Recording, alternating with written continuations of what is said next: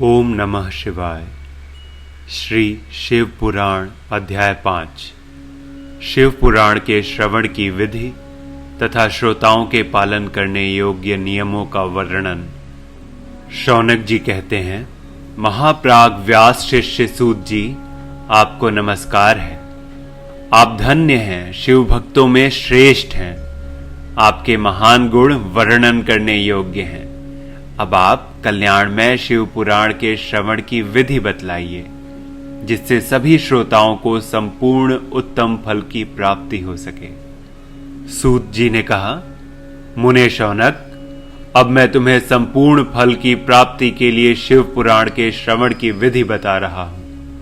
पहले किसी ज्योतिषी को बुलाकर दान मान से संतुष्ट करके अपने सहयोगी लोगों के साथ बैठकर बिना किसी विघ्न बाधा के कथा की समाप्ति होने के उद्देश्य से शुद्ध मुहूर्त का अनुसंधान कराए और प्रयत्न पूर्वक देश देश में स्थान स्थान पर यह संदेश भेजें कि हमारे यहाँ शिव पुराण की कथा होने वाली है।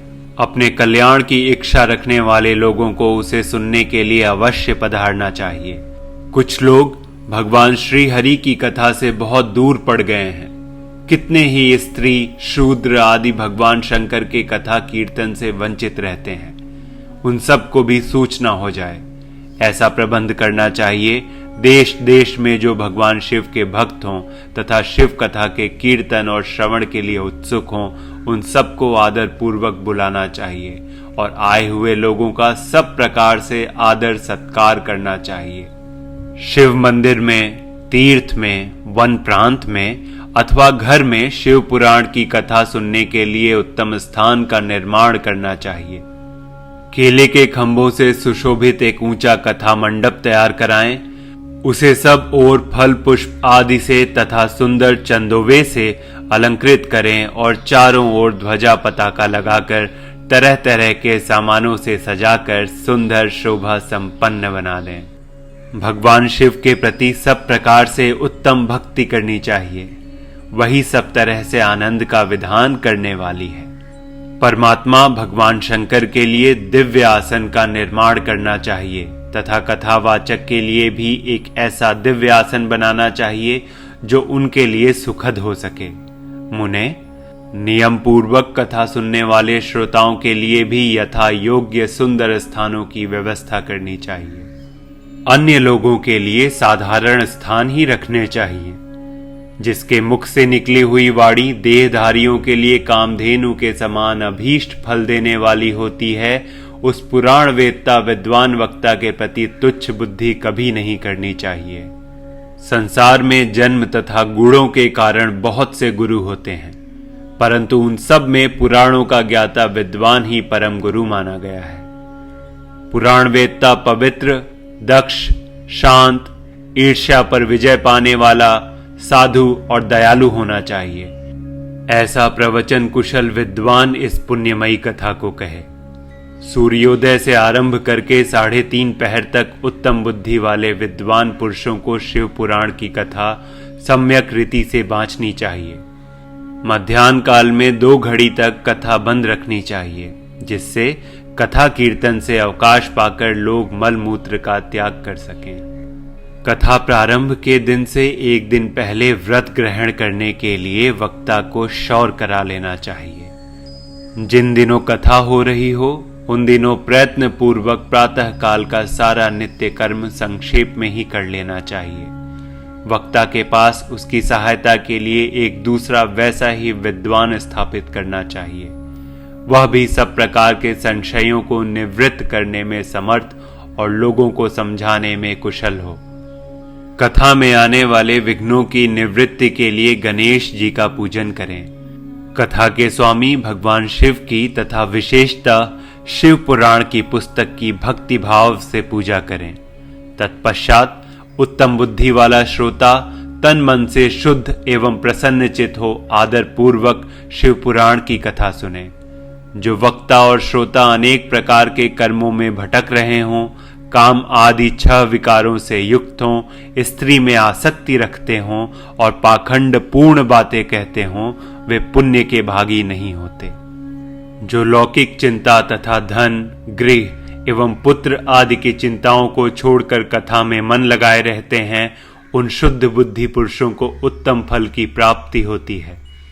जो श्रोता श्रद्धा और भक्ति से युक्त होते हैं, दूसरे कर्मों में मन नहीं लगाते और मौन, पवित्र एवं उद्वेग शून्य होते हैं, वे ही पुण्य के भागी होते हैं। श्री सूत जी बोले, शौनक, अब शिव पुराण सुनने का व्रत लेने वाले पुरुषों के लिए जो नियम है उन्हें भक्ति पूर्वक सुनो। नियम पूर्वक इस श्रेष्ठ कथा को सुनने से बिना किसी विघ्न बाधा के उत्तम फल की प्राप्ति होती है। जो लोग दीक्षा से रहित हैं, उनका कथा श्रवण में अधिकार नहीं है। अतः मुने, कथा सुनने की इच्छा वाले सब लोगों को पहले वक्ता से दीक्षा ग्रहण करनी चाहिए। जो लोग नियम से कथा सुने, उनको ब्रह्मचर्य से रहना, भूमि पर सोना, पत्तल में खाना और प्रतिदिन कथा समाप्त होने पर ही अन्न ग्रहण करना चाहिए। जिसमें शक्ति हो वह पुराण की समाप्ति तक उपवास करके शुद्धता पूर्वक भक्ति भाव से उत्तम शिव पुराण को सुने। इस कथा का व्रत लेने वाले पुरुषों को प्रतिदिन एक ही बार हविष्यान्न भोजन करना चाहिए। जिस प्रकार से कथा श्रवण का नियम सुखपूर्वक सध सके, वैसे ही करना चाहिए। गरिष्ठ अन्न, दाल, जला अन्न, सेम, मसूर, भाव दूषित तथा बासी अन्न को खाकर कथाव्रती पुरुष कभी कथा को ना सुने। जिसने कथा का व्रत ले रखा हो, वह पुरुष प्याज, लहसुन, हींग, गाजर, मादक वस्तु तथा आमिष कही जाने वाली वस्तुओं को त्याग दे। कथा का व्रत लेने वाला पुरुष काम, क्रोध आदि 6 विकारों को, ब्राह्मणों की निंदा को तथा पतिव्रता और साधु संतों की निंदा को भी त्याग दे। कथाव्रती पुरुष प्रतिदिन सत्य, शौच, दया, मौन, सरलता, विनय तथा हार्दिक उदारता, इन सद्गुणों को सदा अपनाए रहे। श्रोता निष्काम हो या सकाम, वह नियम पूर्वक कथा सुने। सकाम पुरुष अपनी अभीष्ट कामना को प्राप्त करता है और निष्काम पुरुष मोक्ष पा लेता है। दरिद्र, क्षय का रोगी, पापी, भाग्यहीन तथा संतान रहित पुरुष भी इस उत्तम कथा को सुने। काकबंध्या आदि जो 7 प्रकार की दुष्टा स्त्रियां हैं, वे तथा जिसका गर्भ गिर जाता हो वह, इन सभी को शिव पुराण की उत्तम कथा सुननी चाहिए। मुने, स्त्री हो या पुरुष, सबको यत्न पूर्वक विधि विधान से शिव पुराण की यह उत्तम कथा सुननी चाहिए।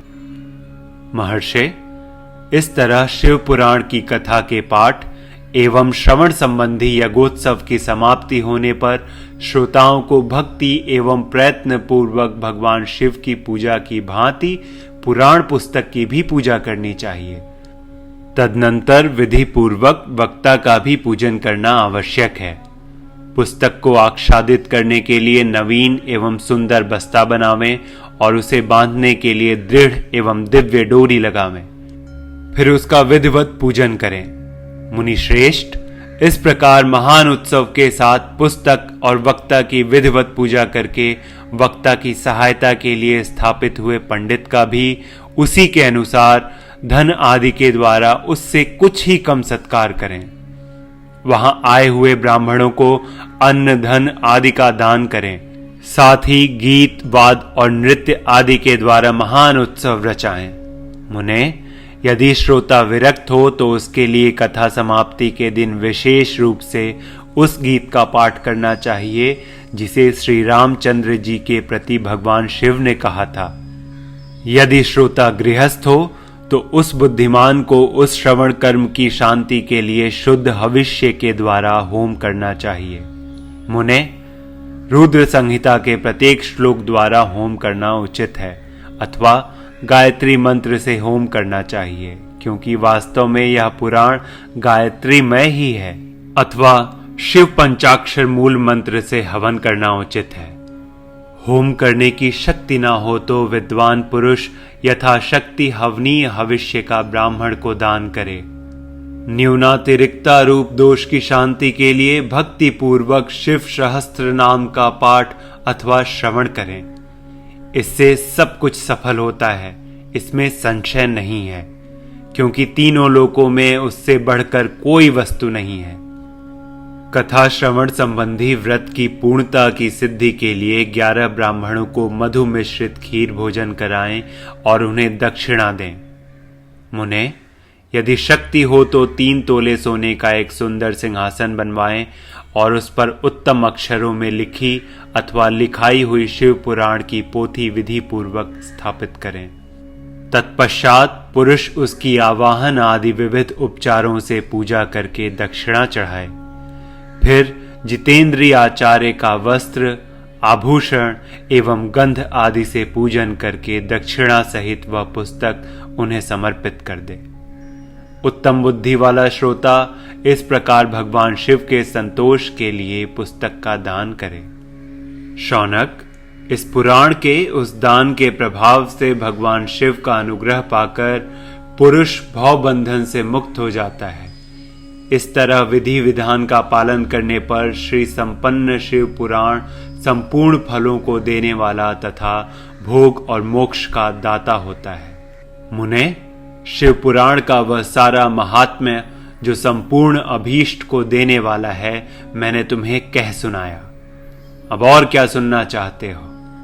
श्रीमान, शिव पुराण समस्त पुराणों के भाल का तिलक माना गया है। यह भगवान शिव को अत्यंत प्रिय, रमणीय तथा भव रोग का निवारण करने वाला है। जो सदा भगवान शिव का ध्यान करते हैं, जिनकी वाणी शिव के गुणों की स्तुति करती है और जिनके दोनों कान उनकी कथा सुनते हैं, इस जीव जगत में उन्हीं का जन्म लेना सफल है। वे निश्चय ही संसार सागर से पार हो जाते हैं। भिन्न भिन्न प्रकार के समस्त गुण जिनके सच्चिदानंदमय स्वरूप का कभी स्पर्श नहीं करते, जो अपनी महिमा से जगत के बाहर और भीतर भासमान है तथा जो मन के बाहर और भीतर वाणी एवं मनोवृत्ति रूप में प्रकाशित होते हैं, उन अनंत आनंद घन रूप परम शिव की मैं शरण लेता हूँ।